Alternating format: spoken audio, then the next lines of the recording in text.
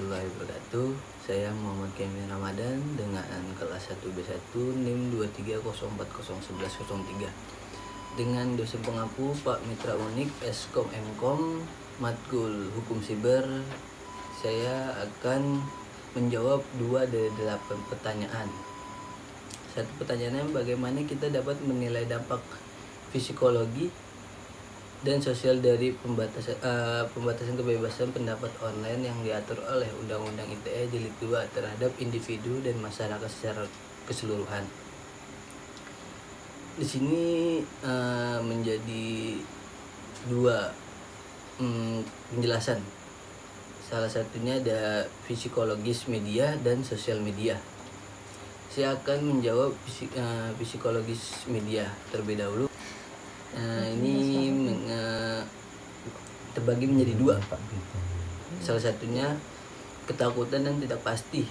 Jurnalis dan profesional media mungkin mengalami ketidakpastian dan kekhawatiran terkait batasan hukum yang diberlakukan. Mereka bisa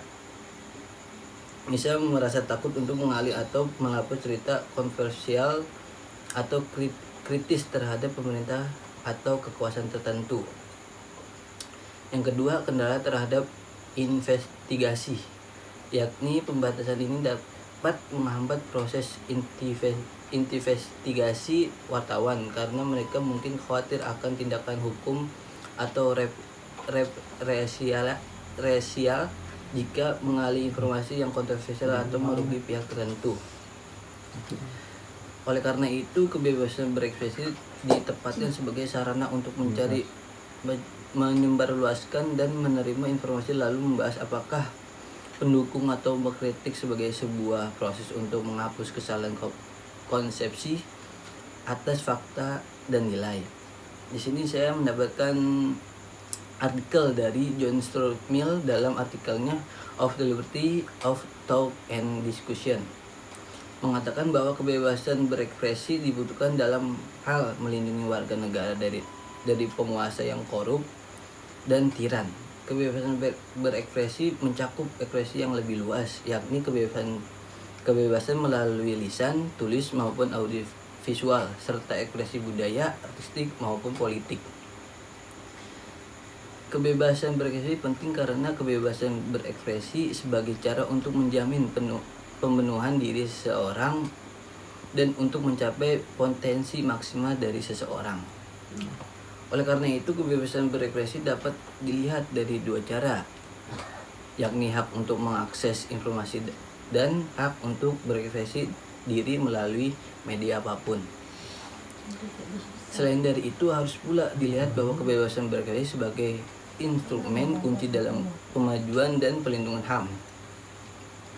Yang lainnya dipandang sebagai yang paling penting untuk mendorong pemberantasan impunitas dan korupsi. Saya dapat beberapa sifat diantaranya.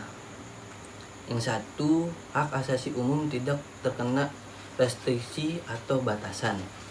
Yang kedua, hak asasi boleh diintervensi dalam keadaan darurat. Yang ketiga, ada hak asasi yang boleh direstriksi oleh undang-undang, yaitu pasal 19 mempunyai pendapat, pasal 21 berkumpul secara damai, dan pasal 22 berserikat. Yang keempat, ada hak asasi yang tidak boleh direstriksi dalam keadaan apapun, yaitu non-derogable.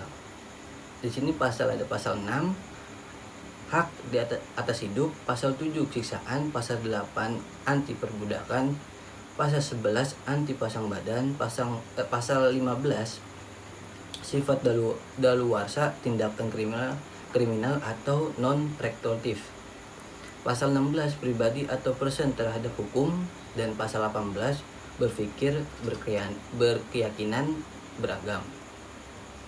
Dan sini saya akan menjelaskan dengan sosial media. Sosial media terbagi menjadi 3, yaitu batasan dialog terbuka, pengaruh terhadap ekosistem informasi, penghambatan kebebasan berekspresi. Saya akan menjelaskan batasan dialog terbuka, yaitu pembatasan kebebasan berbicara dapat menghambat perkembangan media sosial sebagai platform untuk dialog terbuka dan pertukaran ide. Orang-orang mungkin lebih cenderung untuk menahan diri dalam penyuaraan pendapat mereka secara terbuka. Dan saya akan menjelaskan pengaruh terhadap ekosistem informasi, yaitu pembatasan ini dapat merusak ekosistem informasi di media sosial, menghambat penyebaran informasi yang beragam, dan berpotensi menciptakan siber di mana orang hanya terpapar pada pandangan yang sejalan dengan mereka sendiri. Dan saya akan menjelaskan penghambatan kebebasan berekspresi. Media sosial yang dibatasi dapat membatasi kebebasan berekspresi warganet, sehingga penghambat pertukaran gagasan dan gagasan yang beragam.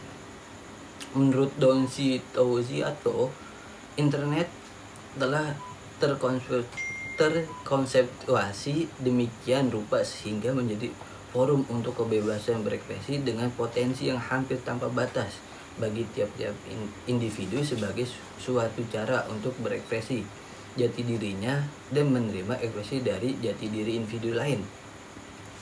Perkembangan internet tersebut dari yang awal hanya untuk berkirim teks dan gambar berkembang menjadi sarana yang menyediakan pengirim pesan suara dan video.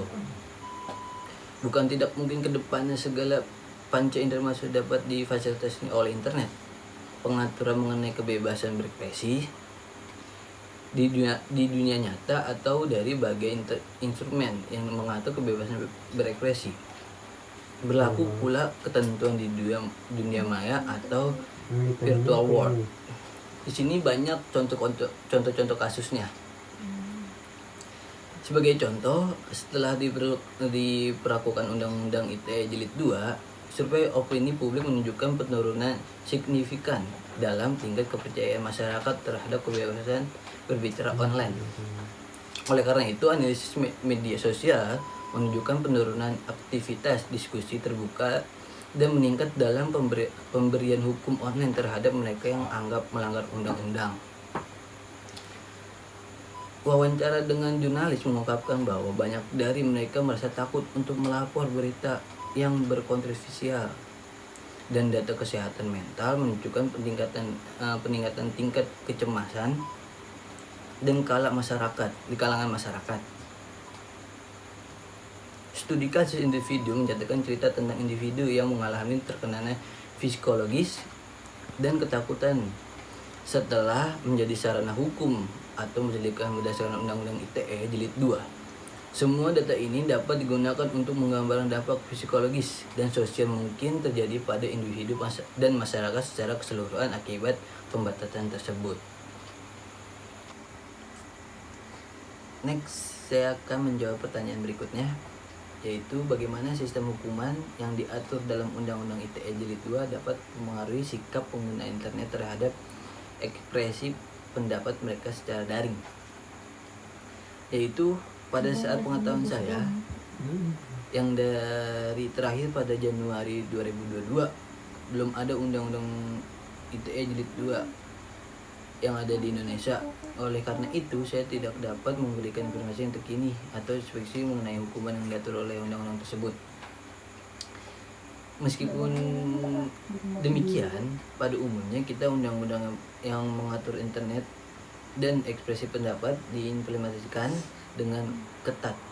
Hal tersebut dapat mempengaruhi sikap pengguna internet terhadap ekspresi pendapat mereka.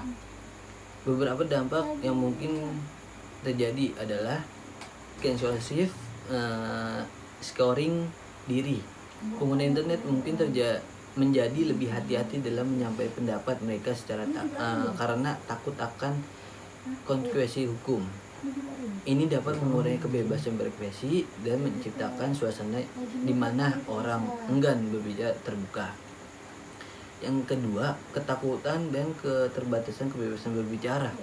Jika hukuman yang diatur dalam undang-undang tersebut termasuk sanksi yang berat seperti pidana penjara atau denda besar, pengguna internet mungkin merasa takut dan merasa terbatas dalam menyuarakan pendapat mereka secara bebas. Yang ketiga, pembatasan kebebasan beropini. Ketika undang-undang melibat ketentuan yang dapat diartikan secara luas atau dapat disalahgunakan. Hal ini dapat membatasi kebebasan beropini dan memunculkan ketidakpastian hukum untuk mungkin menjadi enggan untuk mengungkapkan pendapat mereka karena takut interpretasi yang salah atau menyalahgunakan hukum. Yang keempat, peningkatan sensor dan pemantauan. Dengan adanya undang-undang yang ketat, penyediaan layanan internet dan pihak berwenang mungkin meningkatkan pemantauan terhadap konten yang diunggah dan beredar secara online. Hal ini dapat menciptakan atmosfer di mana pengguna merasa selalu diawasi, sehingga mempengaruhi sikap mereka terhadap ekspresi pendapat daring. Penting untuk diingatkan bahwa keseimbangan antara perlindungan terhadap reputasi dan hak untuk menyatakan pendapat merupakan hal yang kompleks. Undang-undang yang disusun dengan baik seharusnya dapat melindungi masyarakat dari penyalahgunaan, sementara tetap menjadi kebebasan berbicara yang sehat dan konstruktif terhadap tantangan untuk mencapai keseimbangan ini, dan perdebatan terus berlanjut di berbagai belahan dunia. Sistem hukuman yang diatur dalam Undang-Undang ITE Jilid 2 dapat dipengaruhi sikap pengguna internet terhadap ekspresi pendapat mereka secara daring. Berikut adalah beberapa pasal yang berpotensi membatasi kebebasan berpendapat dan kritik. 1. Pasal 27A. Pasal ini pengaruh serangan terhadap berkehormatan atau nama baik orang lain melalui informasi elektronik. 2. Pasal 27B. Pasal ini menangani distribusi dan transmisi informasi elektronik yang dapat merugikan. Yang ketiga, pasal 28. Pasal ini menyebutkan setiap orang dengan menjaga penyebaran informasi elektronik dan atau dokumen elektronik yang selain pasal-pasal pidana. Dengan adanya pasal-pasal tersebut, penggunaan internet dapat mengalami sanksi atau hukuman jika mereka melanggar aturan yang ditetapkan dalam Undang-Undang ITE Jilid 2.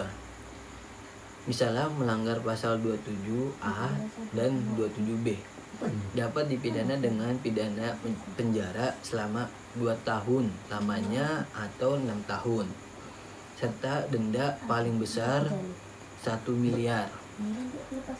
Selain itu, pelanggaran pasal 28 dapat dipidana dengan pidana penjara paling lama 5 bulan atau denda paling banyak 1 miliar.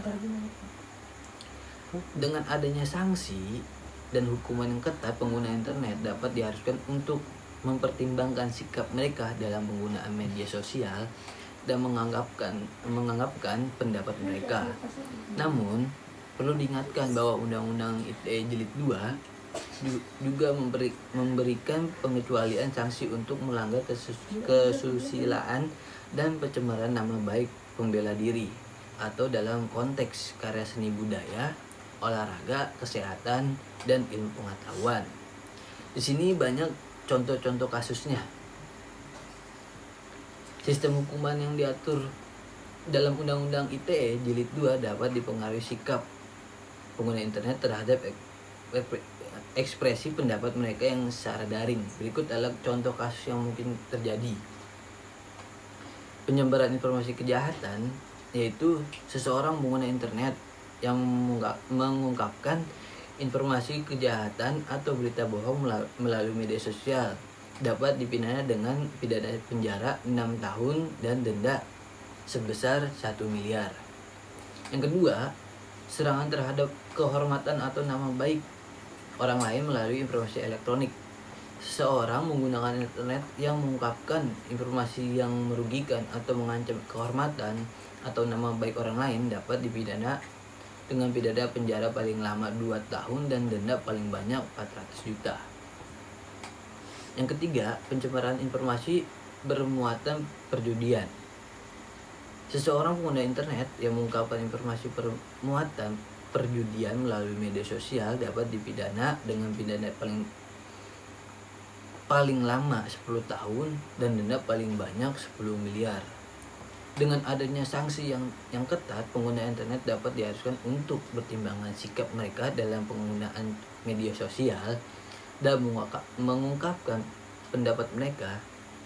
Namun perlu diingatkan bahwa Undang-Undang ITE Jilid 2 juga memberikan pengecualian sanksi untuk melanggar kesusilaan dan pencemaran nama baik pembela diri atau dalam konteks karya seni, budaya, olahraga, kesehatan maupun ilmu pengetahuan. Sekian dari saya. Kalau banyak salah atau pengucapannya mohon dimaafkan. Sekian, terima kasih.